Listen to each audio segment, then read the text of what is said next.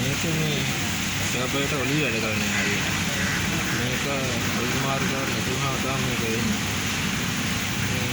මේක හයි බෝස් ගිහිල්ලා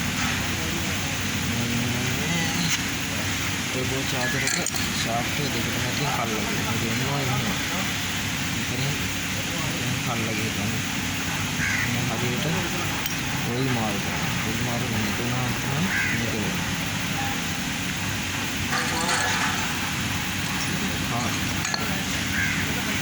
දැන් මේකට අලුත් ටර්බෝ චාර්ජර් එක දාන්න වෙලා තියෙනවා.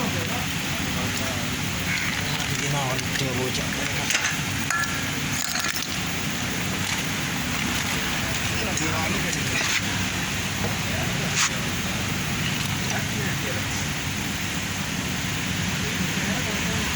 හරි මේක හයි කරපුවා.